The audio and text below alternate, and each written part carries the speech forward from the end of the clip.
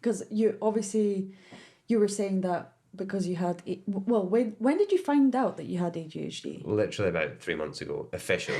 Are you being serious? No, I genuinely, like, that's when I officially found out. So then school would have been so hard. I was going through a CBT with a lady called Paula, who's amazing. Yeah. And she was like, you've got quite an extreme form of ADHD. And I was like, yeah, it's been talked about, but it's never been, like, dealt with. Yeah. And she was like, yeah, you should do some reading on this. And as I was reading, it was like, there was multiple light bulbs going off at the same time. Like, wow, that explains that, and that's why I do that. And it was helpful.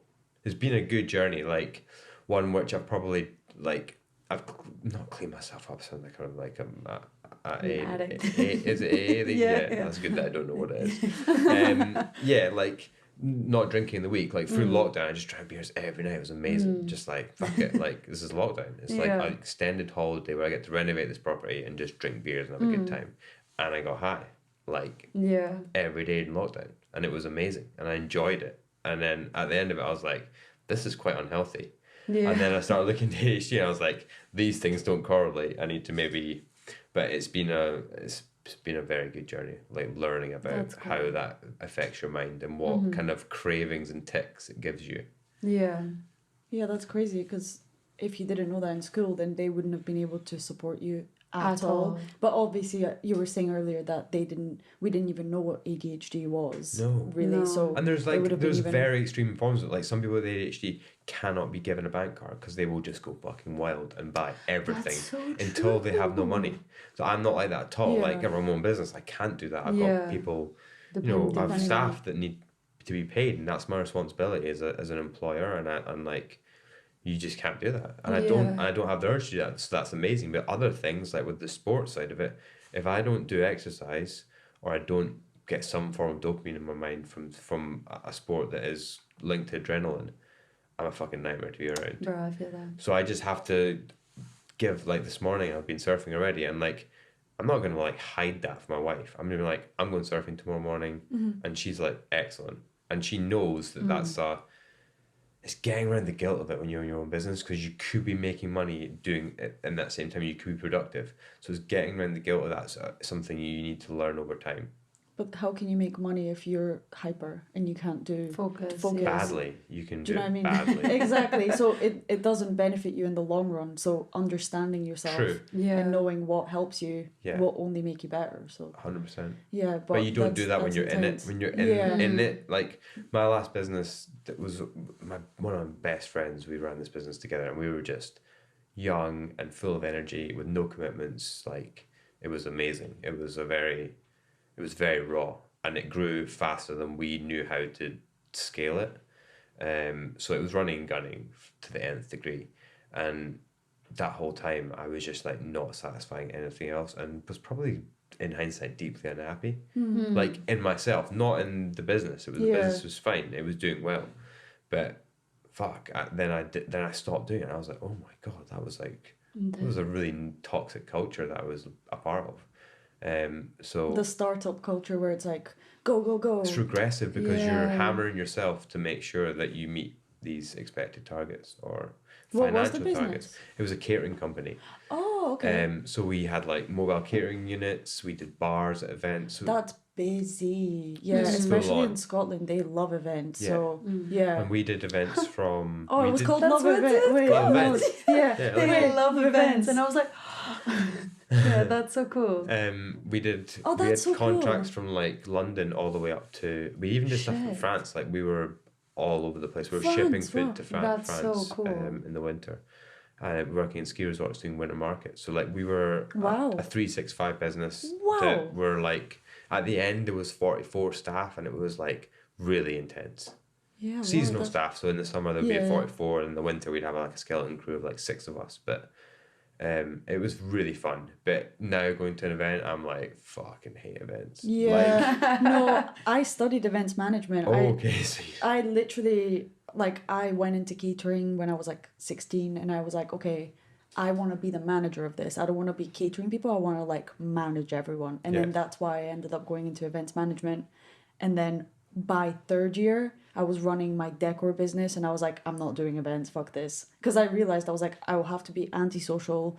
I have to work nights. It's like, you're doing such a social job for everyone else, but you're being so antisocial for yourself. It's a soul-sucking job. Yeah. Because like that's why when you see, I remember having this almost like moment when I turned up to an event. So we did like bars. We did like 24 weddings a year. We had like contracts in venues as well. So we would run the whole contract by the end of it. And I remember seeing the lineup of all these catering events. I don't even know what it was, but there was like 50,000 people there, and there was like 12 catering units, and you got slammed for like 6 hours straight. Yeah. And I looked at the guys, and they were rich in material possessions, so they would like have a Range Rover that pulled their truck, and they would like financially look like they were set up, but they looked fucked, wrinkly, knackered, because you would go to an event and set up on a Thursday, you would work it over the weekend, you would break it down on the Monday, then you would try and get back to base to then regroup, restock, and then go to the next event on the Wednesday, Thursday. But if you're down south, there's no point in coming home. So what you would do is just order all your orders to the next event and then just go meet the orders there. So I remember being on the road for like maybe 5 or 6 weeks straight at one point, living in travel lodges, and I hadn't had a day off for maybe like, I don't know, like genuinely maybe 9 weeks. And I was just like, these people look so unhappy. Yeah. And they're like 50 and they look fucked. They look about 70. Yeah. And I was like, I don't think I can do this anymore. No, In what's that the moment, point? Hey, what's the point of doing something like that unless you absolutely live like literally live for that? Like that's your life and you love it. But unless you it's have to have have It's a great that. business for young people though, because you can outlay your money on a Wednesday and the bank has your money by the Monday. So for cash flow, it's an amazing business. And you're selling small items with high profit margin. So a coffee costs 14 pence, whatever. You sell it for 2.50. It's a great margin. Yeah. So it's a good one for young people to learn a business. But in terms of like having a family or having a life outside of that, it was great in the early days because I would go surfing all winter and then work all summer. But as commitments started to come in, I was like, this is not really for me. And luckily, my business partner was in a position to buy me out. So I went from being flogged and not looking forward. As soon everyone was like, summer's here, it's amazing. I was like, fuck, summer's my least favorite time of the year. Winter, can't wait to that moment. And I had this hiatus where I had like the first time in my life I had a bit of money and the chance to tick off every adventure I want to do. So I had a really selfish 9 months and just had no girlfriend, had no commitments, and I just went for it. That's awesome. I converted a van and started surfing all these waves in Scotland that I was really excited to go, and I like lived in the Outer Hebrides for like an extended period and just was living it up.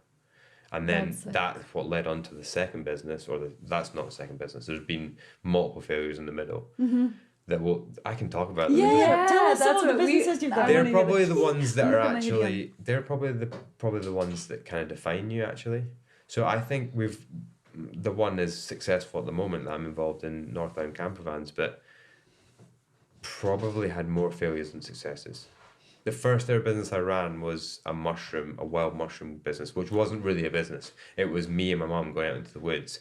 Actually, me going out into the woods and harvesting lots of chanterelles in season and ceps, and then going, when I was 16, Mum would drive me around. I'd go home and clean them and drive me around, and I'd go to all like the 5-star restaurants and hotels in my local domain. And I'd phone them up and I'd be speaking to like the most gruff 45-year-old head chef, and he'd be like, what you got? And I'd be like, I got like 5 kilos of chanterelles and half a kilo of ceps. And he'd be like, how big are they?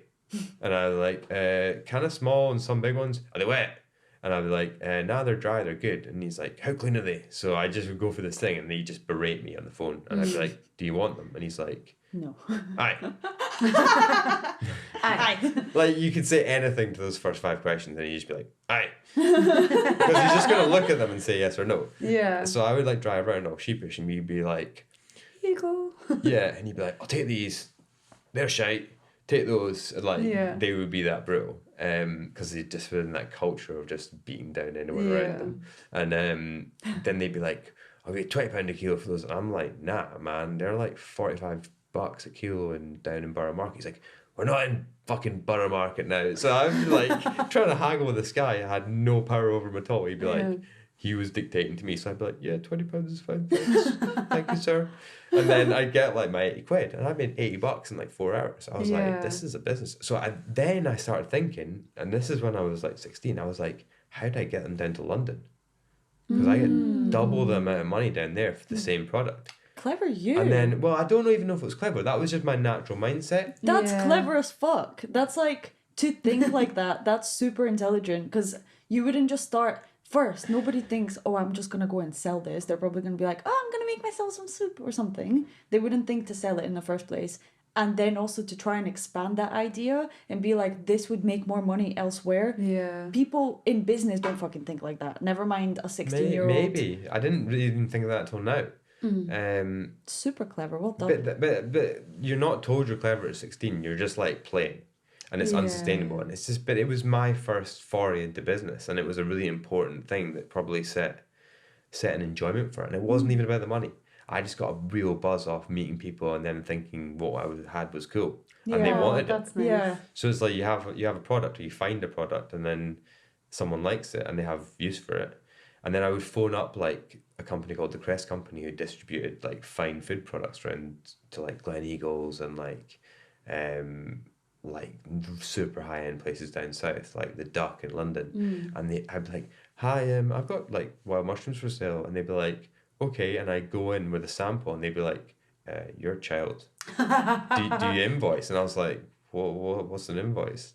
Oh. So, but then I would like, but it was a seasonal business, and then I would get like 35 quid a kilo from that guy. So and it developed. And then I went to my granddad and was like, could you give me a loan? I want to start growing wild mushrooms.